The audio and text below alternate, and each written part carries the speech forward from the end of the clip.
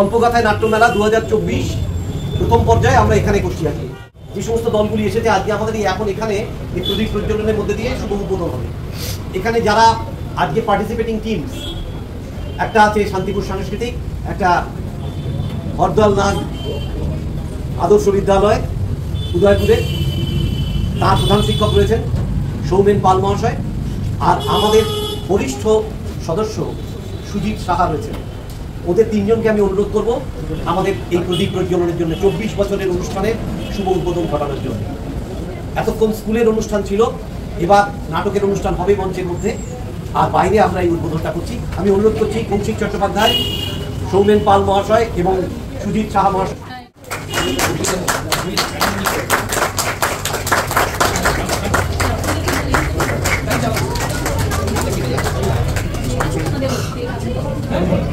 নমস্কার।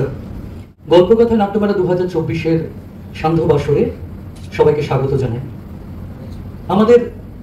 আমাদের দল আজকে 24 বছরে পদার্পণ করলো, আর এই 24 বছরের বিগত প্রত্যেকটা বছরই আমরা এই গল্পকথা নাট্যমেলা এটা আয়োজন করে থাকি, এবং আর আমাদের পরম্পরা অনুযায়ী আমরা প্রত্যেক বছর এই নাট্য জগতের বিশিষ্ট কিছু গুণীজনকে, নাট্যজনকে আমরা সম্মাননা জ্ঞাপন করে থাকি। একটি হচ্ছে দীপ্তিময় চট্টোপাধ্যায় স্মৃতি সম্মান, আর আরেকটি অমল রায় স্মৃতি সম্মান। এই দুটি সম্মাননার বিষয়ে কিছু কথা বলবেন আমাদের সংস্থার নির্দেশক শ্রী বিল্লদল চট্টোপাধ্যায়। নমস্কার। দুটো কথা, দীপ্তিময় চট্টোপাধ্যায় স্মৃতি সম্মান, অমল রায়ের স্মৃতি সম্মান।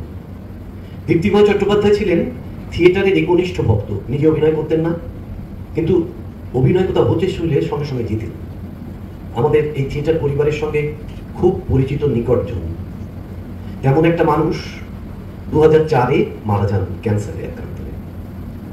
যেখানে ক্যান্সারে আক্রান্ত হয়ে তার ট্রিটমেন্ট হচ্ছিল, তার পাশের বেডেই ছিলেন শ্রদ্ধেয় অমল রায় নাট্যকার। তিনিও ক্যান্সারে আক্রান্ত ছিলেন। দুজনের মধ্যে অসম্ভব রকমের একটা দুজনের মধ্যে একটা অসম্ভব রকমের ভালোবাসা তৈরি হয়েছিল। দীপ্তিময় চট্টোপাধ্যায় 2004-এর অক্টোবর মাসে মারা যান, আর তার অনেকটা পরে মে মাসে মারা যান, 29শে মে সম্ভবত মারা যান শ্রদ্ধেয় অমল রায়।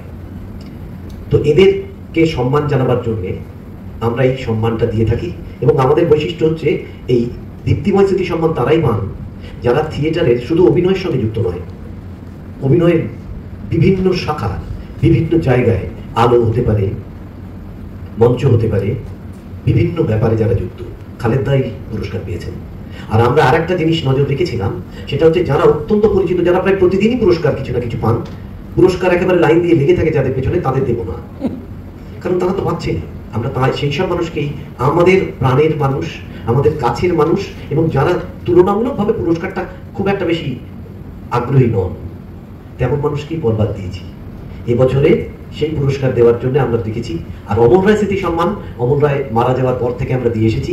আর আমাদের বিশেষত্ব হচ্ছে আমরা পরিবারের লোকজন ছাড়া দিই না। আমাদের এই নাট্য পরিবারের দীপ্তিময় স্মৃতি সম্মান আমাদের এই নাট্য পরিবারের একজন মীনাক্ষী মুখোপাধ্যায়, তিনি তুলে দেবেন।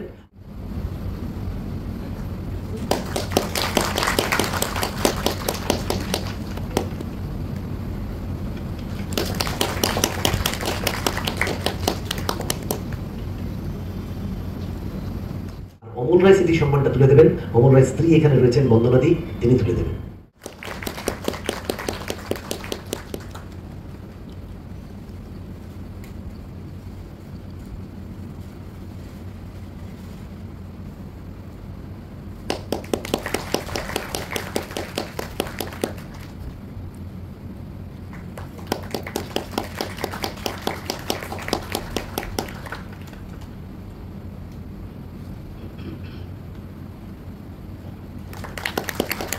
সবাই ভালো থাকুন, থিয়েটারের সঙ্গে থাকুন।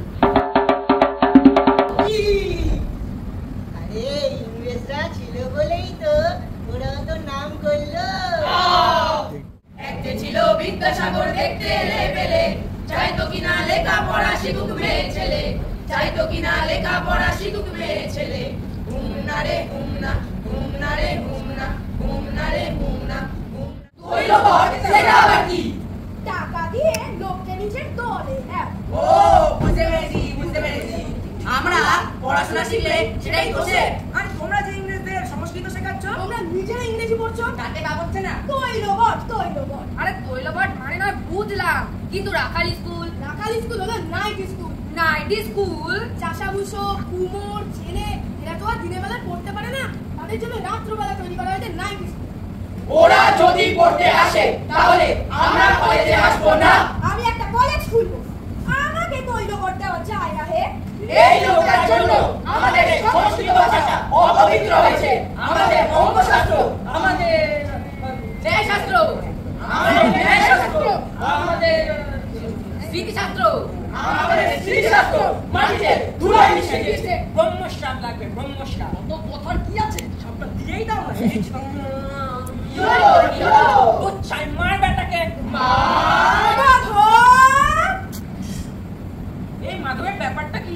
মাধব হলো আমার একমাত্র লেখে, একবারে 50 জনকে ধরা হয় বলে। উল্টে চারটার মুখটাই তো দেখলাম না। আসবো নাকি?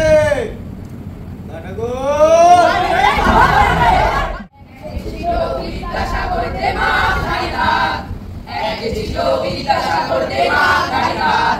সাহেব যদি জুতো দেখায় বদলা তৎক্ষণাৎ, সাহেব যদি জুতো দেখায় বদলা তৎক্ষণাৎ। এক ছিল বিদ্যাসাগর কপালে দাঁড়িয়ে, এক ছিল বিদ্যাসাগর কপালে দাঁড়িয়ে।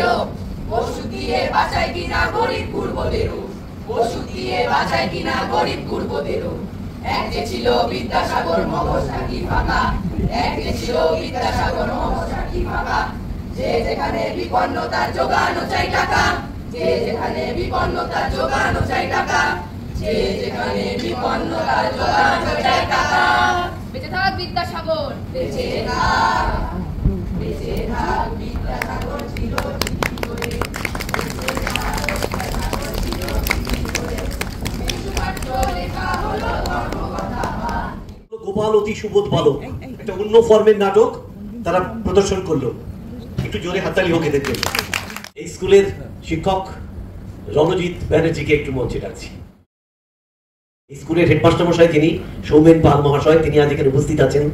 তার সাহচর্য আমরা এই ফেস্টিভ্যাল করতে পারতাম না, না পেলে তার সাহচর্য না পেলে আমরা এই ফেস্টিভ্যাল করতে পারতাম না। তার অনেক সহযোগিতা আমরা পাই। আমরা মাঝে মাঝে অনুষ্ঠান করি, স্কুলেও যাই, ওয়ার্কশপ করেছি।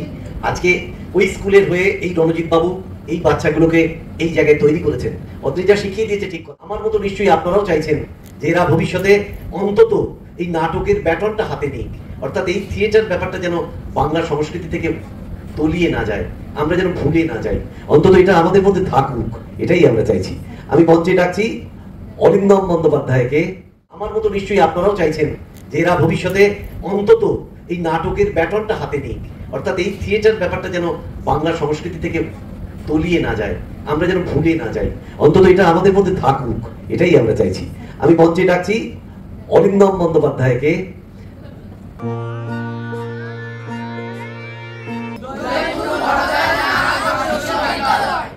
16তম শো হলো।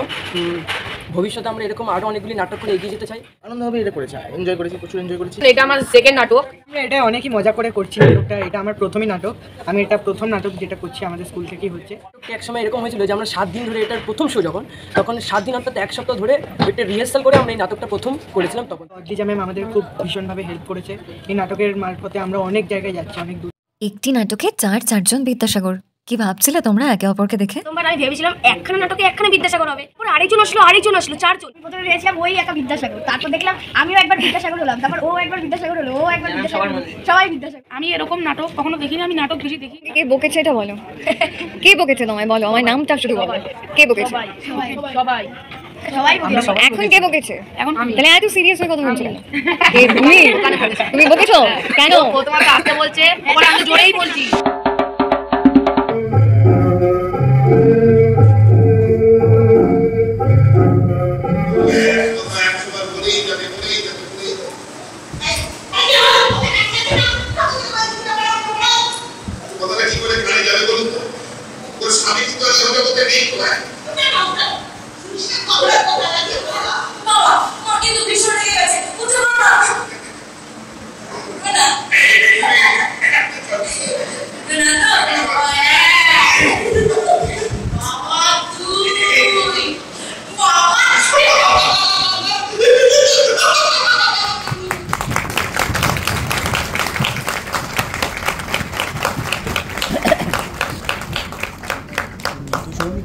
শান্তিপুর সাংস্কৃতিক ফিরে দেখা